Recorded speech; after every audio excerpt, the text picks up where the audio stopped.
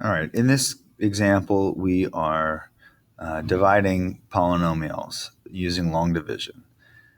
So we're dividing 2x to the fourth plus 3x to the third plus 5x minus 1 by x squared plus 3x plus 2. So we arrange the problem like this, where this is our divisor. And I did leave a space here. If you notice in this problem, we have 2x to the fourth plus 3x to the third. There's no space in here, or there's no x squared. I left a space here, and we'll see how, or see why we need that later on in the problem.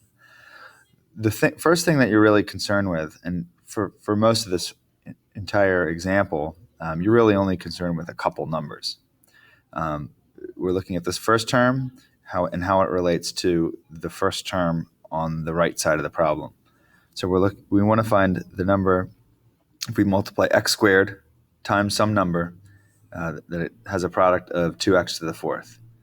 I know that 2 times x squared is going to give me 2x squared, but I know that when I multiply numbers with exponents, I'm also adding my exponents. So in order to get 2x to the fourth, I need to multiply times 2x squared, because 2 plus 2 equals 4.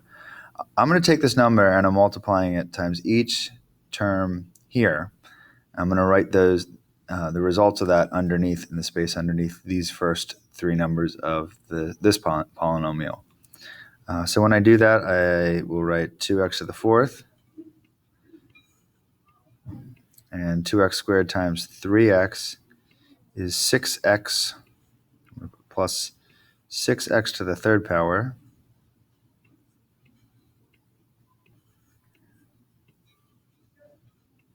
and 2x squared times 2 is 4x squared.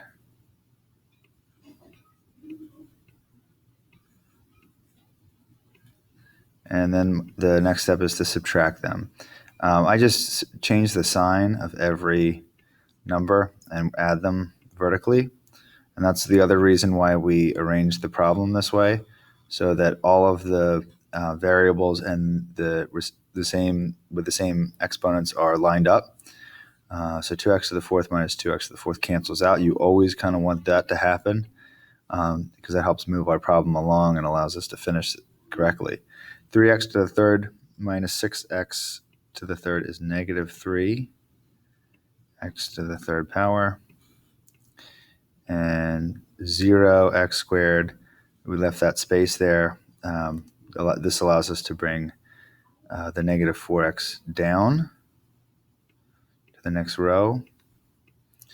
And we're also going to, since we now need to bring down another value, we're going to just move over here and bring down the 5x. Okay. So the next set of numbers that we're worried about are, of course, the x squared and the negative 3x to the third. Because now we're looking for the factor of negative 3x to the third that, when multiplied by x squared, gives us negative 3x to the third. And in that case, we're multiplying by negative 3 and x to the first power, or negative 3x. So we're multiplying, just like we did in the previous step, negative 3x times each term here. I'm going to put the result of that underneath. So negative 3x times x squared gives you negative 3x to the third. We want those values to be the same. Negative 3x times positive 3x is minus 9x squared. And negative 3x times 2 is minus 6x. And then we're subtracting. So when you subtract, we're switching the signs. So all these minuses become pluses. And this cancels out. Negative 4 plus 9 is 5. So it's 5x squared plus 11x. And we're bringing down that minus 1. That's right up here in the top. of our problem right here.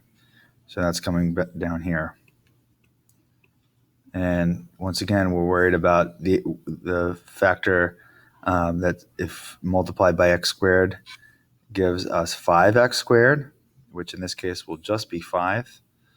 So we're adding 5 to our answer at the top, and then we're multiplying 5 times each of these three terms, and that will give us 5x squared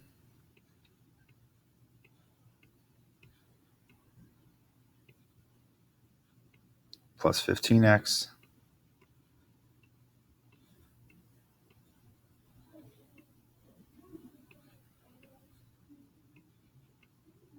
plus 10.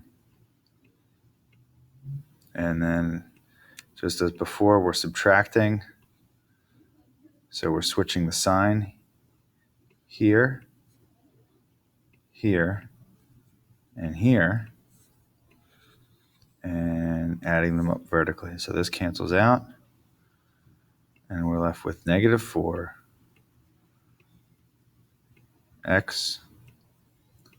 minus 11. So your answer is 2x squared. When you divide 2x to the fourth plus 3x to the third plus 5x minus 1, when you divide that by x squared plus 3x plus 2, your answer is 2x squared minus 3x plus 5. And then this down here is your remainder. And we're going to write the remainder like this. Negative 4x minus 11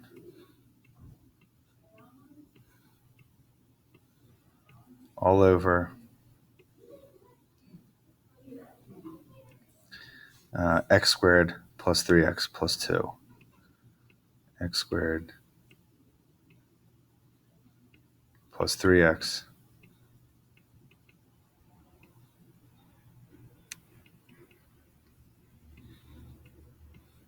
plus 2.